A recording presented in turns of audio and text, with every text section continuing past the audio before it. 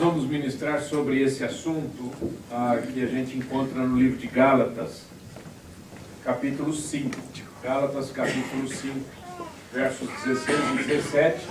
Nós vamos falar sobre andar no Espírito. Paulo fala sobre isso nesse texto. Se você quiser ler comigo, vamos ler juntos.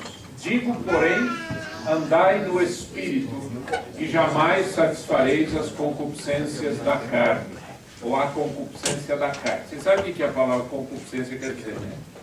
Concupiscência quer dizer desejo ardente, uma força muito grande, desejo muito grande. Então vamos ler de novo, fica mais claro. Digo, porém, andai no Espírito, e jamais satisfareis a concupiscência da carne, porque a carne milita contra o Espírito, e o Espírito contra a carne, porque são opostos entre si, para que não façais o que porventura seja do vosso querer. Vamos orar. Pai, em nome de Jesus, nosso desejo, Senhor, é aprendermos contigo, para que possamos viver segundo a tua palavra, aprendermos da Bíblia, aprendermos, ó Deus, a sermos cristãos verdadeiros. Queremos viver como o Senhor quer que a gente viva, fazer o que o Senhor quer que a gente faça, andar como o Senhor quer que a gente ande, para a glória do teu nome, em nome de Jesus. Amém. Andar no Espírito, o que significa isso? Um dos maiores perigos que a gente tem, queridos, para a gente, quando a gente vai estudar a Bíblia, é a gente presumir. Certo? Eu acho que é, sabe essa coisa? Eu presumo que seja, eu imagino que seja, eu acho que é, e aí eu começo a fazer toda uma interpretação em cima daquilo que eu acho que é. Isso é muito perigoso. Então, todas as vezes que você estiver lendo a Bíblia, entenda uma coisa: a Bíblia explica a Bíblia. A Bíblia explica a Bíblia. Se você não encontrar uma explicação na Bíblia a respeito da Bíblia, aí você começa a ter certas dificuldades, porque vai faltar a base, né? Para vocês terem uma ideia do que eu estou falando, esses dias eu vi uma pessoa colocando assim num post na internet: Sagitário, Deus está com você, creia, Ele está... Sabe aquelas mensagens assim de encorajamento que um manda para o outro? Sabe, Deus está com você, Deus te ama, coisa assim? Já está agora, Sagitário. Imagina o negócio. É um absurdo. Por quê? Porque horóscopo é condenado na Bíblia. Não é uma coisa assim, não é bom. É condenado na Bíblia. Existem certas coisas na Bíblia que são condenadas. Simplesmente Deus diz: eu não aceito isso, eu não quero que vocês façam isso. E a gente tem que simplesmente dizer amém, né? Vai falar o quê? Vai brigar com Deus agora? Né? A gente não faz isso. Então, por isso que é importante a gente entender as Escrituras a partir da própria Bíblia. Quando o apóstolo Paulo fala: andai no Espírito e não satisfareis os desejos da carne, é porque existe um problema na nossa vida. E, atenção, que é uma coisa nova que eu vou falar. O problema da nossa vida não é a outra pessoa. Não é o pai, não é a mãe, não é avô, não é vó, não é marido, não é esposa, não é filha. O problema da nossa vida é a nossa carne. É isso que ele está falando aqui, porque a nossa carne milita contra o Espírito. Aqui está em letra maiúscula, indicando ser o Espírito Santo. De alguma maneira, a ideia é que nós temos uma luta interna, uma luta interior, e é difícil essa luta. Se você não buscar ajuda em Cristo, você não sai dessa situação. É uma situação complicada. Então vamos ver o que a Bíblia ensina sobre isso, sobre a natureza humana. O primeiro versículo que eu quero lembrar é Salmo 51, versículo 5, que é um salmo de Davi. E ele escreve esse salmo exatamente por causa do seu erro, do seu pecado. E ele diz: eu nasci na iniquidade. A palavra iniquidade é transgressão, errar o alvo, transgredir, pecar. Eu nasci na iniquidade e em pecado me concebeu minha mãe. Todos nós. Né? Todos nós nascemos assim. Todos nós nascemos numa natureza humana caída. Isso que a Bíblia ensina pra gente. E natureza humana caída faz com que a gente se volte contra Deus. Quer dizer, o homem natural, o apóstolo Paulo fala sobre isso em Coríntios, ele diz, o homem natural, ele não aceita as coisas do Espírito de Deus porque eles são loucura. O homem natural não aceita as coisas do Espírito Santo porque parece loucura mesmo. Você fala assim, anda no Espírito. O que quer dizer isso? É um negócio meio assim, tem que andar em cima do chão? O que quer dizer isso? O homem natural não entende as coisas do Espírito porque eles são loucura, porque eles parecem loucura. Aí Paulo diz, mas o homem espiritual, ele discerne bem as coisas. Quem que é o homem espiritual? É o homem que anda no Espírito.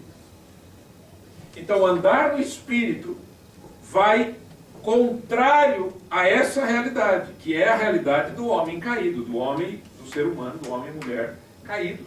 Né? Em pecado me concebeu minha mãe, disse o rei Davi. Um outro texto, eu já citei aqui já algumas vezes, mas eu sempre volto nele porque eu acho muito importante. Em João capítulo 2, versos 23 e 25, diz assim, estando ele em Jerusalém, durante a festa da Páscoa, muitos, vendo os sinais que ele fazia, creram no seu nome. Mas o próprio Jesus não se confiava a eles, porque os conhecia todos. E não precisava de que alguém lhe desse testemunho a respeito do homem, porque ele mesmo sabia o que era a natureza humana. Essa é a questão, gente. Você diz assim, puxa, eu queria ser mais crente, queria ser mais firme com Deus, queria andar com Jesus, queria ter uma experiência mais forte com Deus. Acho que todo mundo que já teve um encontro com Cristo já fez essa oração alguma vez. E aí o que você depara com o quê? Com a realidade. Qual que é a realidade? A minha natureza humana. Então Jesus disse, olha, tá vendo? Quer dizer, ele disse sobre isso aqui, né? João está falando a respeito de Jesus e diz que Jesus não se confiava àquelas pessoas que estavam dizendo que criam nele, porque está dizendo aqui que aquelas pessoas creram nele. Mas ele não se confiava. Isso porque ele conhecia o que era a natureza humana. A natureza humana é um negócio sério. A natureza humana é uma coisa séria. Em um momento você é um santo, em um momento você é um demônio. Isso é a natureza humana. É só você ler jornal todo dia. Né? Eu acho que vocês devem estar orando pelo Brasil. Não sei. Todo mundo, né, que tem pelo menos parente no Brasil, ora pelo Brasil, né? Nós somos brasileiros. A situação no Brasil não está fácil. Só que aquilo que a gente imagina que seja complicado, você tem que multiplicar por 1000. Porque o problema não é, existe uma corrupção, um desvio de não sei quantos bilhões, não sei o quê, porque o partido tal tirou, levou para não sei aonde, pagou não sei o quê. O problema não é esse. O problema é a natureza humana. Que na hora que você imagina que vai dar certo alguma coisa, vem um rolo maior. E por quê? É a natureza humana. Né? Esses dias um líder do MST fez um discurso dentro do Planalto, dizendo o seguinte, se vocês tirarem a presidente, nós vamos invadir os seus gabinetes, falando para os meninos. Mas falando lá dentro. E todo mundo olhando. Aí você diz, gente, não é possível. Ficou um negócio doente já. Por que todo mundo fica olhando assim? Onde é que está a polícia, né? A gente pergunta, né? É que a gente não sabe, gente. Mas se... Deus só Deus sabe, né? O coração do ser humano. Mas... se a gente soubesse um pouquinho do que existe nos bastidores da notícia, né? Como as pessoas pensam, que elas acreditam. Até onde elas já se venderam. Porque se vender já não é mais uma questão só de dinheiro. A pessoa vende a sua moral. A pessoa vende a sua família. A pessoa vende tudo. A gente fala, as pessoas dizem, né? Fulano vendeu a alma para o diabo, né? É esse o espírito, quer dizer, a pessoa jogou tudo fora. Não é uma coisinha, é tudo. Né? Obrigado. E a grande questão, qual é? É a natureza humana. Porque uma pessoa que já teve um encontro com Cristo, e o que mais me assusta são aqueles políticos que dizem que são cristãos. Isso que mais me assusta. Porque o que não é cristão, você diz, bem, certo? O cara nunca nasceu de novo, a vida dele continua baseada na natureza humana. Mas e aqueles que se dizem cristãos? Como é que faz? Aí você começa a questionar se a pessoa já nasceu de novo, não é? Por quê? Claro, porque Cristo transforma o coração. Sabe uma coisa que Jesus dá para a gente, quando a gente entrega a vida para Jesus? Sensibilidade espiritual. E sensibilidade espiritual é uma luzinha que pisca toda vez que você faz uma coisa que Deus não quer. Você sabe que está errado. E você clama a Deus perdão, você pede perdão, você clama misericórdia, você corre para Jesus. E não corre de Jesus. Você corre para Ele. Agora, a natureza humana é capaz desse tipo de engano. O que é que esse texto está dizendo para mim? Que existem pessoas que dizem que creem em Deus, mas o próprio Deus diz, você não crê. É um engano, é um equívoco. Isso é muito sério. Marcos capítulo 7, Jesus disse assim, vamos ler juntos? Porque de dentro do coração dos homens é que procedem os maus desígnios, a prostituição, os furtos, os homicídios, os adultérios, a avareza, as malícias, o dolo, a lascívia, a inveja, a blasfêmia, a soberba, a loucura, e vai longe, né? Esse texto aí poderia trazer um monte de mais informações aí para a gente. Mas o que é que o Senhor Jesus está dizendo? Nesse texto em particular, Ele está dizendo que todo esse erro que existe na humanidade nasce dentro das pessoas, não fora das pessoas.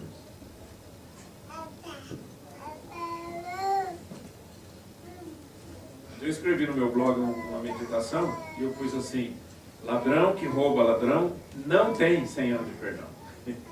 Porque tem um ditado que diz que ladrão que rouba ladrão tem 100 anos de perdão. Ou seja, se você faz uma coisa errada, e eu faço uma coisa errada, o fato de eu fazer uma coisa errada, não é como se fosse anulado pelo fato de você também fazer. Então você me roubou, eu roubo você, está tudo bem, encerrou o assunto. Mas espiritualmente falando é assim? Claro que não. O que é que Jesus está dizendo? Que o problema não está fora de mim, o problema está dentro de mim. Onde é que está o mau desígnio, a prostituição, os furtos, os homicídios, o adultério? Da onde que nasce isso? Nasce dentro do ser humano. Ele não nasce fora. Então uma coisa que eu e você precisamos aprender como cristãos é não jogar a culpa da nossa infelicidade espiritual na vida dos outros. Tem muita gente que faz isso. Tem muita gente que diz assim, o meu relacionamento espiritual não é bom porque minha esposa não sei o quê. Meu relacionamento espiritual não é bom porque meu pai não sei o quê. Porque minha mãe não sei o quê. Porque meu marido não sei o que lá. Porque meu filho, porque o meu chefe, porque meu pastor, porque o meu isso, o meu... Certo? Não, para de culpar os outros e olhe para dentro de você. É isso que Jesus está dizendo. A natureza humana é que é a fonte de toda essa angústia, de todo esse erro, de todas essas coisas erradas que acontecem na sociedade, na humanidade. Então o que a gente precisa? Óbvio, se você conhece a Jesus, a gente precisa de conversão. Mas eu quero falar algumas coisas meio, um pouco mais, não vou dizer profunda, porque não tenho tempo para isso, mas um pouco mais, mexendo um pouquinho mais nesse tema. Oséias capítulo 5, versículo 15 a 6, versículo 2, finalzinho do capítulo 5, iniciando o capítulo 6, diz assim, irei e voltarei a meu lugar, até que se reconheçam culpados e busquem a minha face. Estando eles angustiados, cedo me buscarão, dizendo: vinde e tornemos para o Senhor, porque Ele nos despedaçou e nos sarará, fez a ferida e a ligará. Depois de 2 dias nos revigorará, ao 3º dia nos levantará e viveremos diante dele. Primeira parte desse versículo, eu coloquei ali: Deus espera que nos arrependamos. Olha o texto, presta atenção. Irei e voltarei ao meu lugar até que se reconheçam culpados. Deus está como que dizendo: eu vou ficar aqui, só esperando. Vocês têm que se reconhecer culpados. Então, arrependimento é extremamente importante na vida cristã. E arrependimento não é me arrependi, agora eu tenho Jesus. A gente se arrepende sempre que erra. A gente se arrepende sempre que transgride um princípio de Deus. Sempre. Ai, pastor, mas e se eu tiver que me arrepender todo dia? Glória a Deus. Que bom que você chegou a essa conclusão. Porque é todo dia. Todos os dias. Agora, eu gosto desse texto para saber o seguinte: que o meu Deus aguarda que eu faça isso. Não é uma coisa que, uma programação cristã. Deus está esperando que o povo dele volte para ele. Eu vou ficar aqui esperando.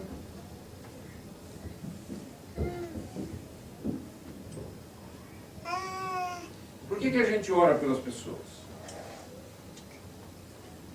O apóstolo Paulo disse assim: que quando ele se encontrou com Jesus, Jesus deu para ele uma missão. E a missão que Jesus deu para Paulo foi a seguinte: envio-te para lhes abrires os olhos, das trevas os converteres à luz, e do poder de Satanás a Deus. Por que a gente ora pelas pessoas? Para que venha acontecer isso aqui. Para que as pessoas tenham os olhos abertos, o coração aberto, a mente transformada, para que elas venham e corram para Cristo. A conversão não é obra dos seres humanos. A conversão é obra do Espírito Santo. E Deus aguarda que a gente faça isso. Que lindo, né? Ele está esperando. Ele está esperando.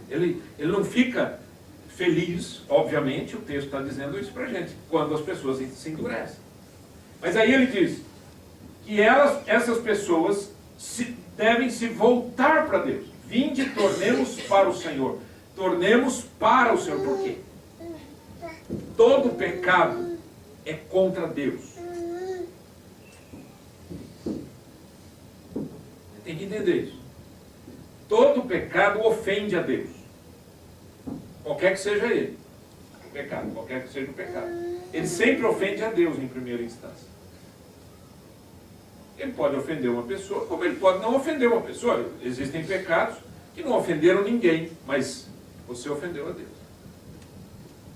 Certo? Arrependimento e conversão é voltar para Deus. Porque o que acontece quando a gente peca? Você fica com intimidade com Deus? O que acontece quando a gente peca? Hã? Se afasta, né? Perde a comunhão com Deus. A gente percebe imediatamente que a gente perdeu o relacionamento com o Senhor. O que é que Deus está esperando então que a gente faça? Que a gente se arrependa e volte para Ele. É assim, eu ofendi o Senhor, eu estou com vergonha, eu perdi a comunhão.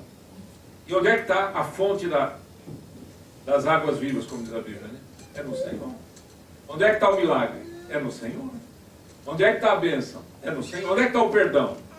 É no Senhor. Então eu tenho que voltar para quem? Sempre primeiro para Deus.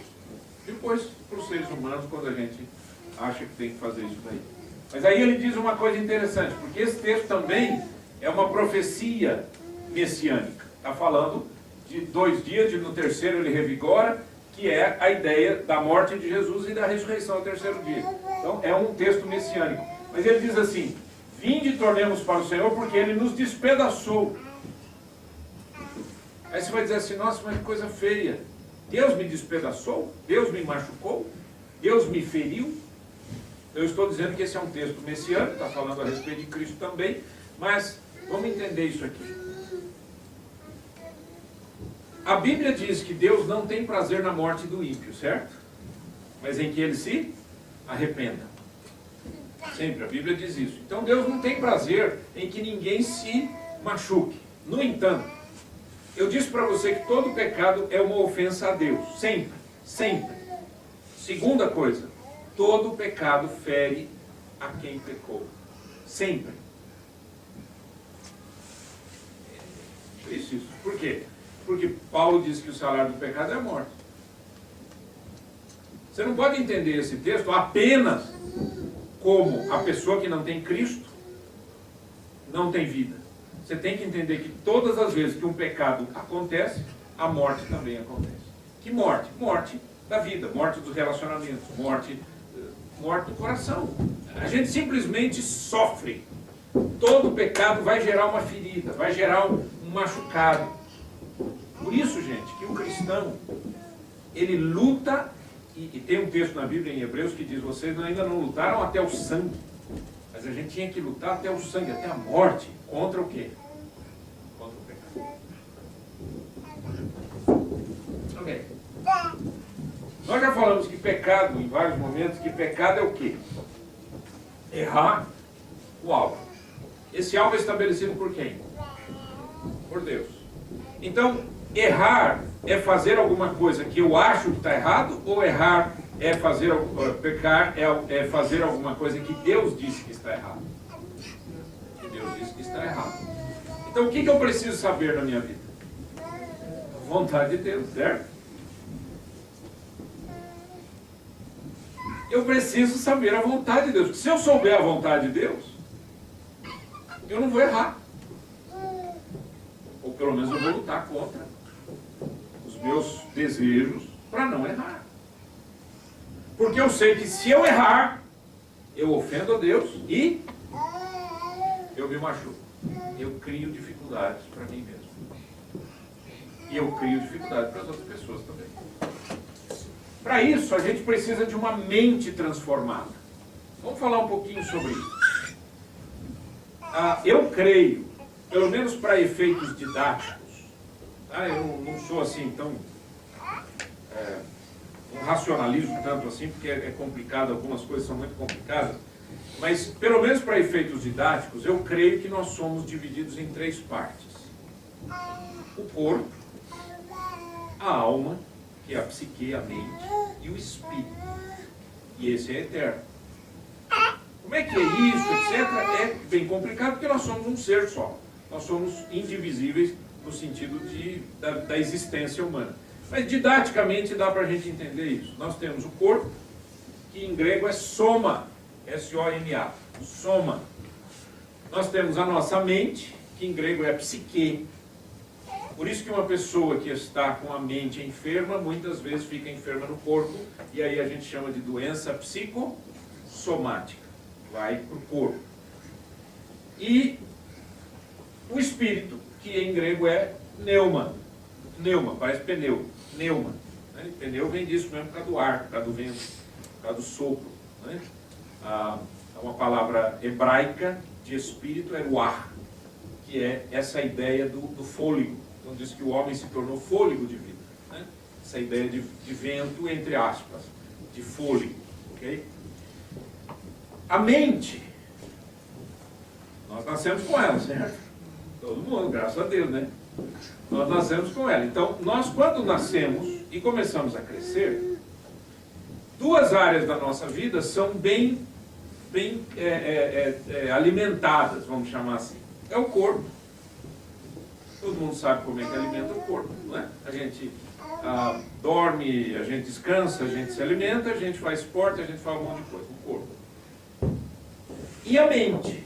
A gente aprende a ler, escrever, ler, estuda, medita, aprende, faz isso, faz aquilo, a gente cresce através do conhecimento. Então a mente, ela é alimentada. Só que enquanto a pessoa não tenha Cristo na sua vida, não faz uma decisão 100% ao lado de Jesus, quem está mandando nesse corpo é a mente. quem está mandando nesse corpo é a mente. E a mente, ela é alimentada pelas coisas que a gente vê e a gente toca. São os 5 sentidos. Os 5 sentidos. A visão, a audição, paladar, olfato e tato. Os 5 sentidos são as janelas da nossa mente. Então eu aprendo através desses 5 sentidos, dessas janelas. O que vai acontecendo é o seguinte: eu vou crescendo com a minha mente, vou crescendo com a minha mente, vou crescendo com a minha mente. E aí, um dia, eu digo assim: Jesus, entra na minha vida, porque eu creio que o Senhor Jesus morreu na cruz em meu lugar. O que acontece espiritualmente? O meu espírito, que eu nasci com ele, que estava dormindo, porque estava sem Deus, nasce de novo. O meu espírito nasce de novo. Mas e a mente? A mente continua com tudo aquilo que ela sempre teve. Então o que acontece? Você não tem essas lutas assim? Você, com o seu coração, você crê no Senhor, mas a sua mente diz outra coisa. Porque a sua mente tem alimentos da terra. O que a gente precisa fazer? A gente precisa renovar a mente. Para renovar a mente, a gente tem que entender esse texto aqui. Porque as armas da nossa milícia, as armas da nossa luta, Paulo diz, não são carnais, e sim poderosas em Deus para destruir fortalezas, anulando nós sofismas, nós que vamos anular esses sofismas com as armas de Deus, e toda altivez que se levante contra o conhecimento de Deus, e levando cativo todo pensamento à obediência de Cristo, e estando prontos para punir toda desobediência uma vez completa a vossa submissão. Paulo deixa claro para a gente que só com as armas espirituais é que a nossa mente entra em submissão a Deus. Sem isso, a nossa mente, ela cria algumas coisas. Primeiro, ela cria fortalezas.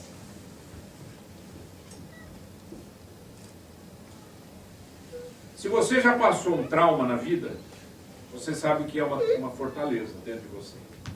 Se você já passou um trauma, você sabe como que crescem as suas defesas. Cria uma fortaleza, não é? E depois, toda vez que você ouve alguma coisa parecida com aquilo, bate ali e você rejeita e assim por diante. Né? Todo mundo já passou por isso. Mas essas fortalezas e esses sofismas. O que é um sofisma? Sofisma é uma interpretação que se faz da verdade, mas não é verdade. Então, por exemplo, uma brincadeira que a gente já fez muito na infância, etc., é um sofisma. O que é? Eu vou contar. Você parte de premissas verdadeiras e chega a conclusões falsas. Eu digo assim para você: todo pássaro tem asa. Certo? É uma verdade. Aí eu digo para você: avião tem asa. Aí eu digo: avião é um pássaro. Essa interpretação que eu fiz é um sofismo. A mais simples, a mais bobinha, a mais infantil, mas é exatamente isso. Você parte de premissas verdadeiras e chega a interpretações erradas. Sofismas nós fazemos todos os dias. Todos os dias. Todo mundo faz. E só as armas espirituais é que fazem com que a minha mente se torne submissa a Cristo. Porque senão, gente, a gente é entregue para o sofismo. A gente cria. Eu me lembro uma vez que estava aconselhando um casal e eles estavam separando. Eu falei assim: mas a Bíblia diz isso, aquilo e tal. Vocês já tentaram isso, já viram aquilo, não sei o quê. Aí a pessoa diz assim: mas pastor, veja bem, Deus não nos ama? Ama ou não ama? Eu falei: claro que ama. Ele falou: Deus quer me ver infeliz? Eu falei: não. Então, se Deus me ama, Deus não quer me ver infeliz, e esse casamento está infeliz, logo, é da vontade de Deus que eu me separe. Isso é um sofisma. Eu cheguei a uma conclusão errada a partir de premissas verdadeiras. Deus me ama, Deus quer o meu melhor, certo?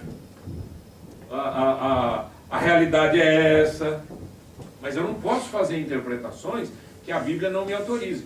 Então isso é um sofisma. E aí Paulo diz assim, as armas da nossa milícia não são carnais, ou seja, elas não são armas que eu vou utilizar com a minha inteligência, ou com a minha cultura, ou com o meu ensino, que a minha profissão que seja. Mas eu preciso das armas de Deus para destruir fortalezas, aquilo que cresceu dentro de mim e é um problema espiritual. Eu preciso das armas de Deus. Eu preciso anular os sofismas. Eu preciso chegar nessa conclusão. Pera um pouquinho. Eu não posso me lançar a esses sofismas. E toda altivez. O que é altivez, gente? Soberba, presunção e etc. Toda altivez que se levante contra o quê? O conhecimento de Deus. Porque quem é que cria essa dificuldade das pessoas, ou a nossa dificuldade de chegar ao Senhor? Quem que cria? A nossa mente. Não é de fora para dentro. É de dentro para fora. É a nossa mente. Eu preciso que a minha mente seja convertida também. Meu espírito está convertido, que entreguei a Cristo. Eu reconheci que Jesus morreu na cruz e deu a sua vida por mim. Eu reconheci que o sangue de Jesus me purifica de todo pecado. Mas a minha mente nem sempre ela está convertida ao Senhor. E é por isso que muita gente vai e vem na fé. Vai e vem, sobe e desce. Porque cria as suas verdades, mas não são verdades de Deus. Isso tudo é da cabeça, gente. Interessante isso, né? O que a gente deve fazer? A Bíblia diz. As armas da nossa milícia são poderosas em Deus. Para levar o quê? Todo pensamento cativo à obediência de Cristo. Pensa no que significa isso no seu dia a dia. O seu pensamento ser levado cativo a Cristo. Eu vou fazer o que Cristo quer. Eu não vou fazer o que eu quero, eu vou fazer o que Cristo quer. E eu vou levar esse meu pensamento preso em submissão à obediência de Cristo. O que nos ajuda também a vivermos uma vida que agrada a Deus é vivermos no temor do Senhor. Segundo Crônicas 19:9, diz assim, falando que Josafá, né, o rei, deu-lhes ordem dizendo, assim andai no temor do Senhor com fidelidade e inteireza de coração. A fidelidade tem a ver com fé. Então eu ando no temor do Senhor com fé. O que é viver no temor do Senhor, andar no temor do Senhor? Andar no temor do Senhor tem a ver com o reconhecimento de que Deus está olhando para mim 24 horas por dia. E que eu não quero ofendê-lo em nada. Eu não quero fazer nada que seja contra Deus. E eu vou fazer, e vou viver, e vou pensar, e vou agir para a glória de Deus, no temor do Senhor, na obediência do Senhor. Eu quero viver assim, porque a Bíblia diz que o temor do Senhor é o princípio de sabedoria, né? Lá em Provérbios 1, né? O temor do Senhor é o princípio da sabedoria. Se você quer ser sábio, a primeira coisa que tem que fazer é andar no temor do Senhor. É reconhecer quem é Deus e onde Ele está em toda essa situação. Isso me leva a uma vida de santidade. Em Êxodo 39, versos 30 e 31, quando a Bíblia fala a respeito da roupa do sacerdote, diz assim, também fizeram de ouro puro a lâmina da coroa sagrada, e nela gravaram a maneira de gravuras de sinete, santidade ao Senhor. E ataram-na com um cordão de estofo azul para prender a lâmina à parte superior da mitra segundo o Senhor ordenara a Moisés. Isso aqui, obviamente, é um boneco mostrando como é que seria, né, a ideia da vestimenta do sacerdote. A mitra é esse turbante e uma placa de ouro escrito Santidade ao Senhor ficava na testa do sacerdote. Você já parou para pensar por que Deus mandou fazer uma placa de ouro pôr na testa? Já parou para pensar nisso? Por que não pôs aqui no braço? Na perna? Na cintura? Sei lá, né? Pendurado. É aqui, ó, na cabeça. Por que santidade ao Senhor? Por quê? Primeiro, porque a minha mente precisa viver em santidade. Eu preciso pensar santamente. E pensar com santidade significa pensar para agradar a Deus e não para agradar a mim mesmo. Sabe qual é o grande problema, gente, da maioria das pessoas que não entende isso aqui? Porque isso aqui é uma questão de ler e aceitar, né? Está na Bíblia, né? A gente aceita. A maioria das pessoas que não entende isso aqui vive assim. Eu creio em Jesus. Vou para o céu. Tá bom. A vida que eu vou viver aqui agora, sei lá, eu vou ir trombando, vivendo, né? Tropeçando aqui, tropeçando ali. Deus me entende. Deus é meu chapa. Né? Eu já vi gente falando assim. Não com essas palavras exatamente, mas eu já vi gente falando assim. Não, ele é meu amigão, pastor. Ele me entende. Claro que ele entende. Porque ele é Deus, né? Ele aceita. Se o sacerdote tinha que ter uma placa de ouro na testa, em primeiro lugar, para que ele se lembrasse de que ele tinha na cabeça santidade ao Senhor. Em segundo lugar, presta atenção. Quando você olha para uma pessoa, para onde você olha primeiro? Para o rosto. E se tiver aqui, todo mundo que olhasse para o sacerdote ia ler o quê? Kadosh ou Kodesh Yahvé.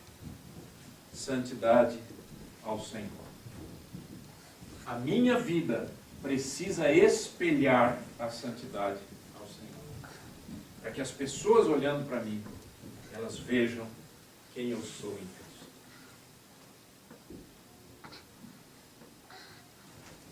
Essa é uma coisa muito séria. Veja o que diz o apóstolo Pedro.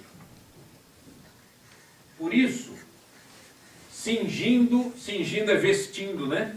O vosso entendimento, sede sóbrios, fiquem acordados, fiquem despertos, fiquem atentos, e esperai inteiramente na graça que vos está sendo trazida na revelação de Jesus Cristo.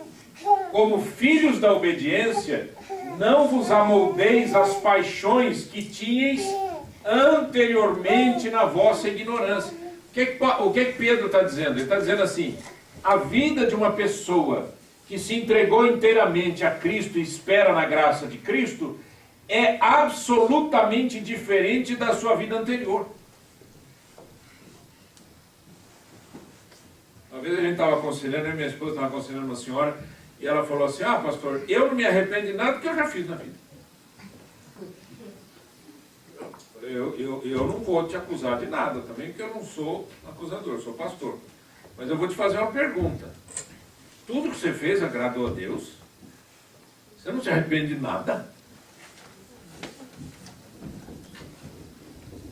Para com isso.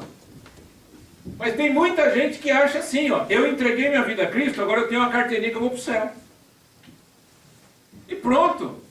Não preciso mais mudar nada. Precisa sim. Ele diz, aquilo que eu fazia anteriormente, eu fazia na ignorância. Eu fazia porque eu não conhecia Jesus, eu fazia porque eu não tinha a santidade do Senhor, eu fazia porque, de alguma maneira, eu não tinha essa experiência com Cristo. Na sequência do texto ele diz, pelo contrário, segundo é santo aquele que vos chamou, tornai-vos santos também vós mesmos, em todo vosso procedimento, porque escrito está, sede santos, porque eu sou santo. Uau!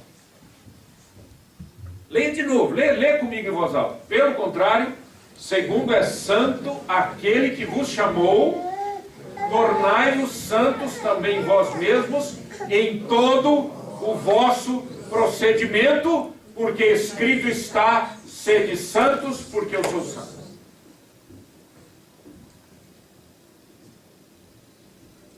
Pense nisso. O que é viver santamente em todo o vosso procedimento?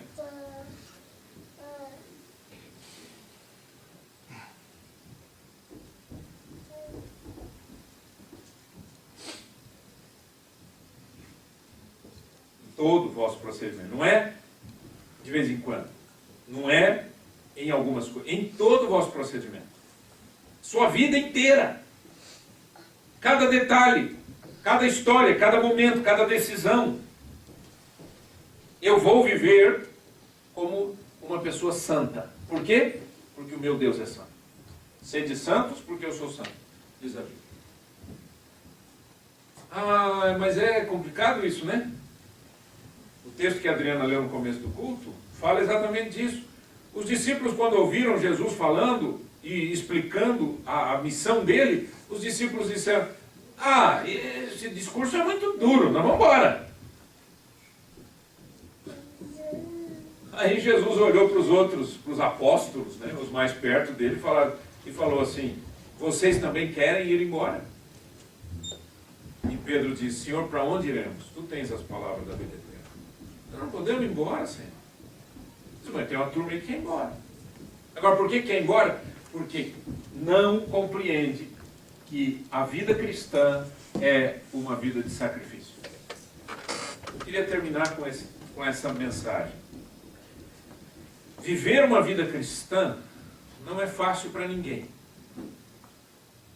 Entenda isso. Você não está sozinho nesse barco.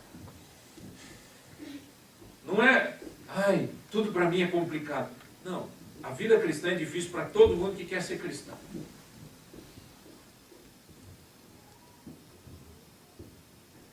Isso significa que nós todos que amamos a Cristo estamos no mesmo barco.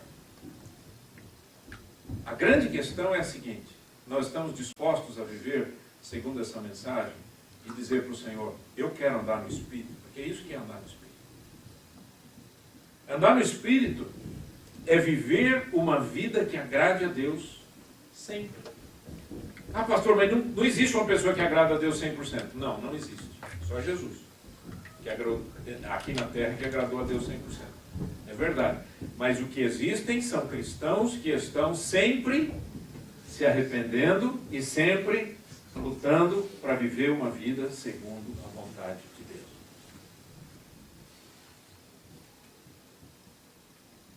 Pastor, como é que a gente cresce espiritualmente? A gente cresce espiritualmente na medida em que, ao reconhecermos um erro, resolvemos imediatamente. Reconhecer o erro, resolve. Se não, fica só no nível né? Aqui na mente, né? Ah, eu acho que é, eu acho que não é. Aí vem os sofismas, né? A coisa vai tomando conta das pessoas e as pessoas vão ficando maluquinhas. Acerte a vida. O que precisa ser acertado na sua vida? Pensa. O que precisa ser acertado na minha vida? Eu tenho que chegar na presença de Deus e dizer: Senhor, eu vou andar pela fé, eu vou acertar isso, vou acertar aquilo, vou acertar aquilo. Eu preciso, na medida em que você reconhece e o Espírito Santo mostrou para você, e a Bíblia diz para você o que está errado, acerte. Não deixe para amanhã. Acerte imediatamente. Vai resolvendo, vai resolvendo. Eu lembro que um senhor chegou para mim uma vez, isso há muitos anos atrás. Eu era jovem pastor, e ele era um caso muito interessante. Tinha um senhor que frequentava a nossa igreja e era amigo desse homem. E esse homem, ouvindo esse senhor dizendo: ah, rapaz, vamos lá na nossa igreja, vem conhecer, não sei o quê, ele falou assim: tá, eu eu vou, mas eu vou fazer diferente do que você faz. Ele falou, o que você faz? Como? Ele falou assim, eu não vou de domingo, eu vou só na quarta-feira, tinha culto na quarta-feira, eu vou só na quarta-feira. E não vou levar ninguém, não vou levar minha família, não vou levar ninguém, porque eu vou ficar analisando, eu quero saber o que é isso.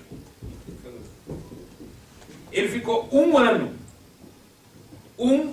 frequentando a igreja quarta-feira. Um ano. Aí um dia, num domingo, estou eu lá, daqui a pouco chega ele com a família inteira. Família inteira. Vem todo mundo. Eu olhei para ele assustado assim e falei, rapaz, que legal conhecer a sua família, que bom. Ele falou, pastor, é isso que eu quero, reconheci, entendi o Evangelho e agora eu trago a minha família porque é tudo isso, é isso que eu quero viver. Eu falei, oh, glória a Deus. Aí um dia ele chegou para mim e falou, pastor, eu estou com uma situação complicada na minha mão. Eu falei, o quê? Ele disse assim, pastor, a minha vida profissional é uma bagunça. Eu tenho várias empresas, mas todas elas têm problema. Tem coisa ilegal aqui, tem coisa ilegal lá, tem coisa ilegal lá, tem coisa ilegal lá. Eram várias empresas. O que eu faço? Eu falei, o que você entendeu de Deus? Ele falou, eu entendi que precisa arrumar tudo. Então arruma. Talvez não deve se arrumar de hoje para amanhã, né? Porque tem um monte de coisa para se fazer, mas ponha um princípio no seu coração. Aquilo que precisa ser arrumado, precisa ser arrumado. Essa é a grande questão. Termino com essa frase da experiência de Jesus com aquele homem chamado Zaqueu. Lembra? Jesus foi na casa de Zaqueu. Eu não sei o discurso de Jesus naquele dia. Eu não sei a pregação de Jesus naquele dia. Ele foi jantar na casa do homem. Mas num determinado momento, Zaqueu se levanta e diz, Senhor, eis que resolvo dar aos pobres metade dos meus bens. Qual que era a profissão de Zaqueu? Cobrador de impostos, fiscal do imposto de renda, certo? Ele era um fiscal. Eis que resolvo dar aos pobres metade dos meus bens. E naquilo que eu defraudei alguém, quer dizer, certamente ele tinha feito isso, certo? Cobrou a mais, cobrou propina, etc. Ele diz, eu vou devolver... Hã? Não lembro quantas vezes. Vocês têm que ler. 4 vezes mais. Isso. Agora eu esqueci o número. Mas ele ia devolver várias vezes, certo? 4 vezes. Se vocês acharem, vocês ajudem a gente para a gente não ficar perdido aqui. Ou seja, ele reconheceu que alguma coisa tinha mudado dentro dele. E aí, o que acontece? Jesus fala uma frase. Qual foi a frase? Hoje entrou salvação nesta casa. Zaqueu não ficou em pé e disse assim, eu recebo Jesus no meu coração como meu salvador pessoal. Ele não fez isso. O que Zaqueu fez?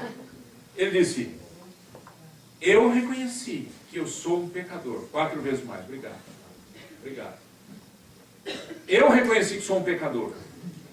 Consequentemente, eu vou restaurar aquilo que precisa ser restaurado, acertar o que precisa ser acertado. Então eu gostaria que nesse momento, a gente vai cantar um canto, eu queria que você pensasse o que é que precisa ser arrumado na sua vida, que não está bem, que não está correto diante de Deus. Às vezes diante dos homens está tudo certinho, né? E diante dos homens, às vezes, não interessa para ninguém, né? Mas diante de Deus. O que precisa ser arrumado na sua vida diante de Deus? Relacionamentos, família, dinheiro, sentimentos. Tem gente que fica anos com mágoa de alguém. Anos. Aquela mágoa, aquela amargura, anos. O que o Senhor falou para a gente fazer? Para a gente perdoar. É fácil? Não. Mas o que a gente tem que fazer? Perdoa, libera, acerta, resolve.